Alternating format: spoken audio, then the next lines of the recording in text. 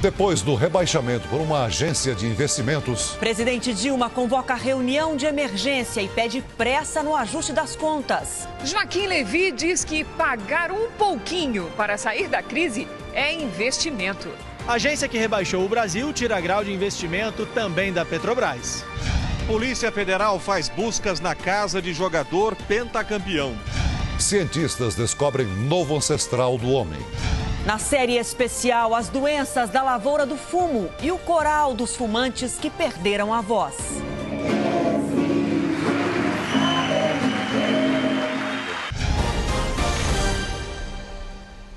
Boa noite.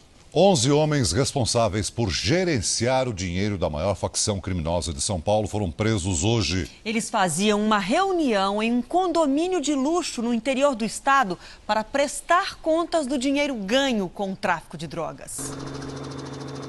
Mairim, que é a 80 quilômetros de São Paulo. Era neste condomínio de luxo, com segurança reforçada, que os integrantes da facção se preparavam para mais uma reunião quando a polícia chegou. Depois de uma troca de tiros, parte deles conseguiu escapar. Mas 11 criminosos, acusados de controlar a contabilidade do tráfico de drogas em todo o estado de São Paulo, foram presos. Reuniões como essa aqui no condomínio eram mensais, só que cada vez num local diferente. Nesses encontros, os criminosos faziam um balanço do tráfico de drogas e depois comemoravam os resultados, sempre com uma festa, um churrasco. Na chácara foram apreendidos carros, computadores, planilhas, celulares e o principal, listas com endereços de outros criminosos. O importante no combate à alta criminalidade é seguir o dinheiro, é seguir o caminho do dinheiro. A investigação começou depois da captura de um chefe do tráfico em julho deste ano no interior de São Paulo.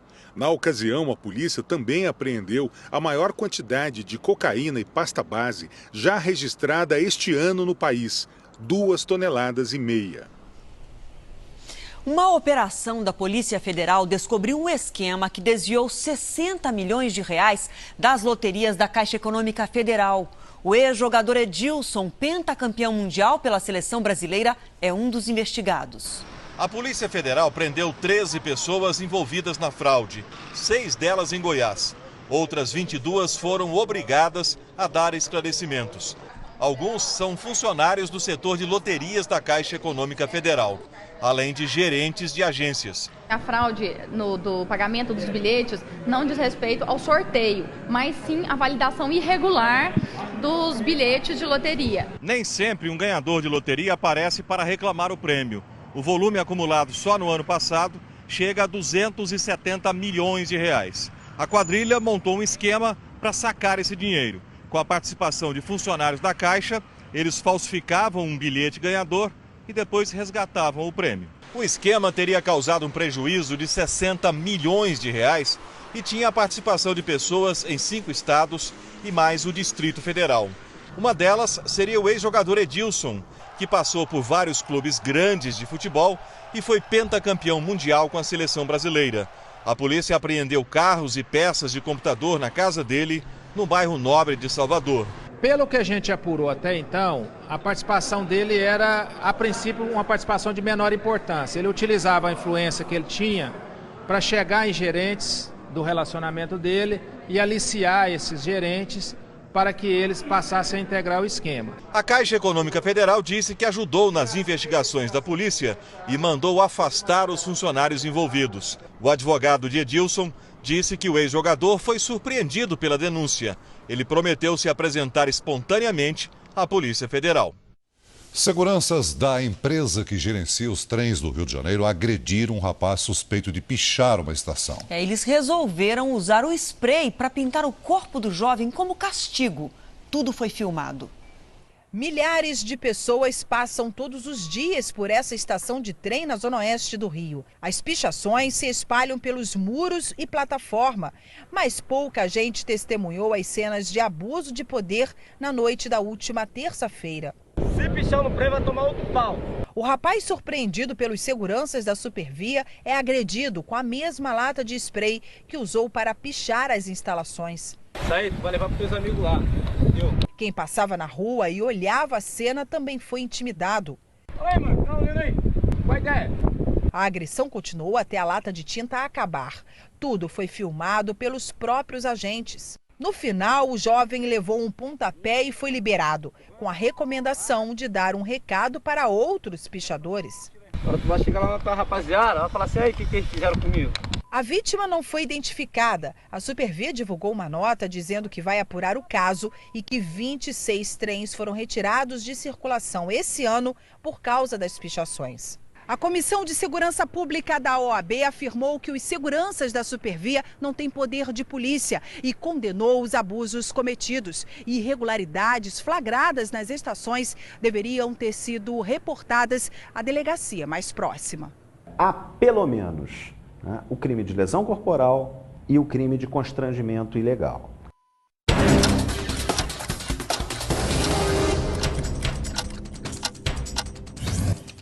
A polícia indiciou o motorista Ronaldo Miranda pela morte do cantor Cristiano Araújo e da namorada Alana Moraes num acidente no final de junho, em Goiás. Ronaldo deve responder por duplo homicídio culposo, quando não há intenção de matar. Em São Paulo, a família do menino encontrado morto num freezer foi flagrada pelas câmeras do aeroporto embarcando para o exterior. Nas imagens, o casal aparece com outras 2 filhas. Segundo a polícia, mãe e padrasto são suspeitos do crime. Ainda na capital, começou a fiscalização por radares móveis do limite de velocidade das motos nas marginais Tietê e Pinheiros. O objetivo é reduzir os acidentes. Em Rondônia, a operação contra a extração ilegal de ouro apreendeu mais de 180 dragas no Rio Madeira. Os donos das balsas terão que pagar multa de R$150 mil e vão responder por crime ambiental. A inflação oficial no Brasil, medida pelo Índice de Preços ao Consumidor, ficou em 0,22% em agosto. O resultado representa uma desaceleração em relação a julho. Esse pequeno alívio já pode ser percebido em alguns alimentos nos supermercados. Sabe aquela compra mais pesada de encher o carrinho? Pois é, só encarece. Eu estou gastando coisa de 50% a mais. O índice de preços ao consumidor de agosto em relação a julho foi de 0,22%, inferior ao anterior, que chegou a 0,62%. Durante o ano, a taxa ficou em 7,06%, a maior desde 2003. Na média, houve um equilíbrio e os preços ficaram estáveis, não pressionando a inflação do mês. Isso quer dizer que o impacto da inflação foi um pouquinho menor e, segundo o levantamento, existem produtos que estão até mais baratos. O tomate é um deles. Os outros estão aqui, ó. É a batata e a cebola. E com detalhe, tem consumidor que conseguiu perceber a diferença. Eu vou gastar menos. Mas foram as passagens aéreas as maiores responsáveis por esse índice. Em agosto, ficaram 25% mais baratas. Baixa temporada, classificado como baixa temporada, e obviamente os preços, a procura por passagem aérea diminui e os preços também diminuem. O ministro da Fazenda, Joaquim Levy, defende que cada um pague um pouquinho mais de imposto para tirar o Brasil da crise e prevê mais cortes de gastos no governo. A presidente Dilma Rousseff cobrou dos ministros urgência na elaboração de medidas que devem ser anunciadas até o final desse mês.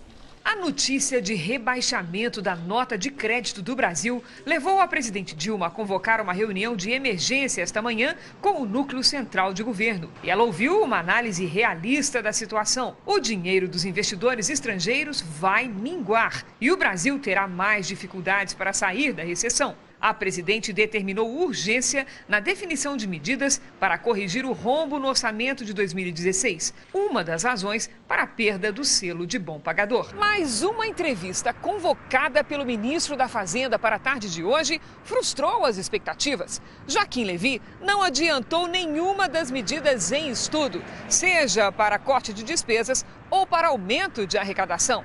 Apenas previu que elas estarão prontas até o final deste mês.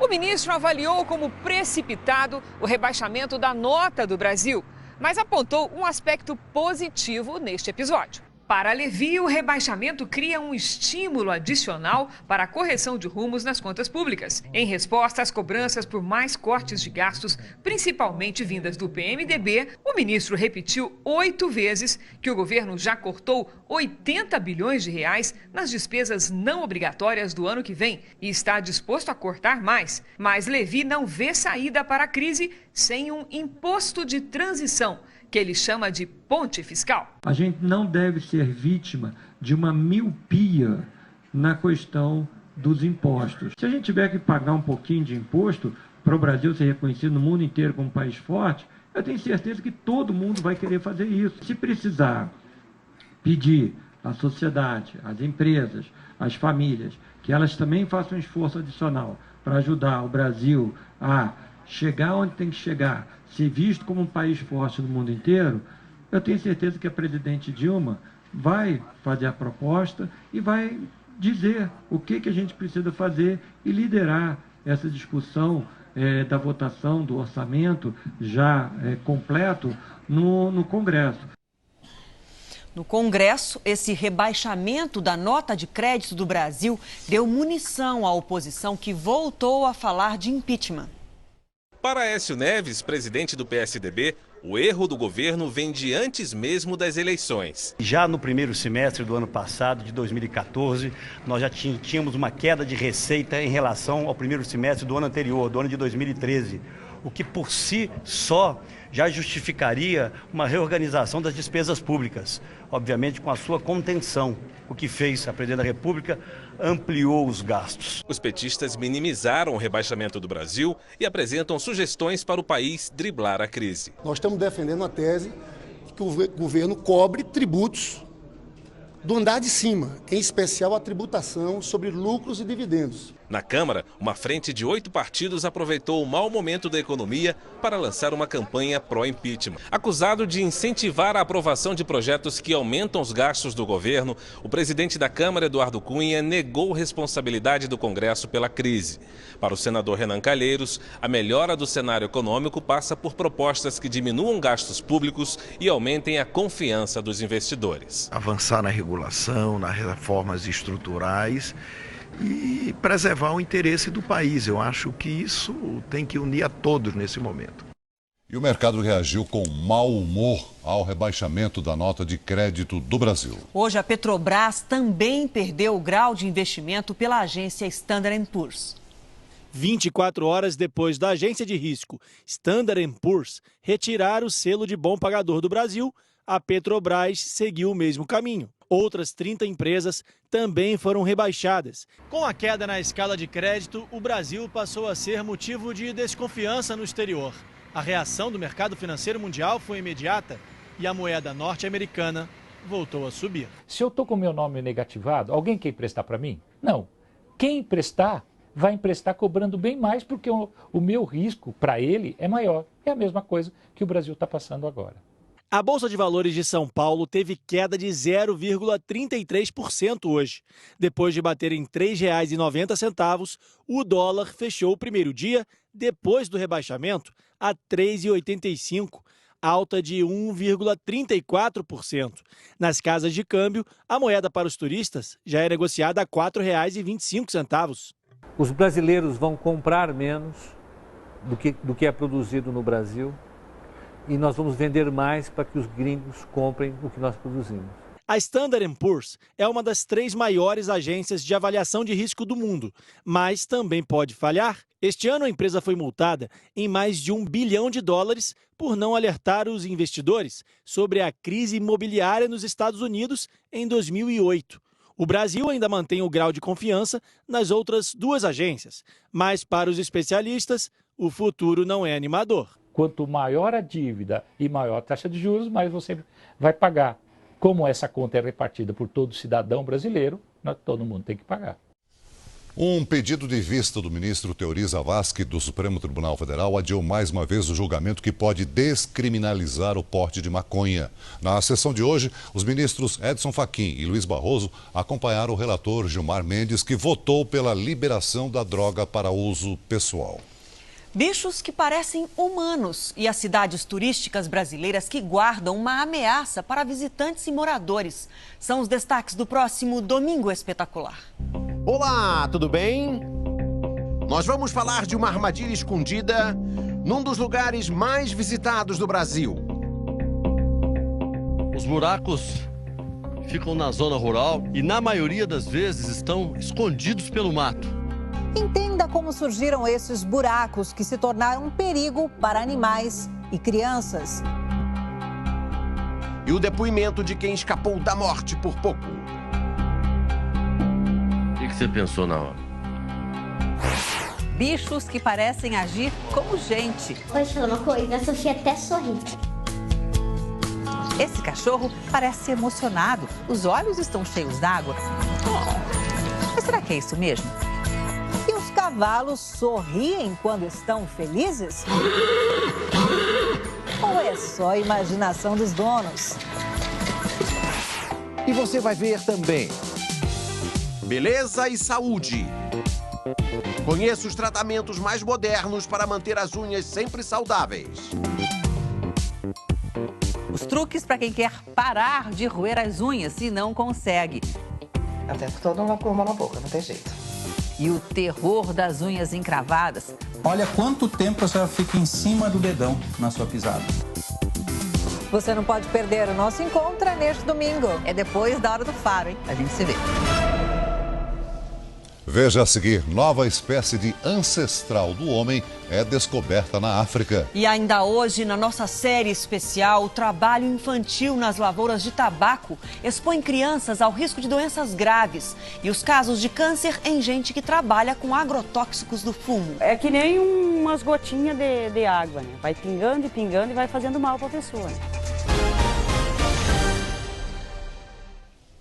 Em Minas Gerais, um empresário que invadiu a contramão, provocou um acidente e matou um bebê de 1 ano, tinha 167 pontos por infrações de trânsito. Ele também dirigia sem habilitação. É tanta dor que faltam palavras. A dor na alma.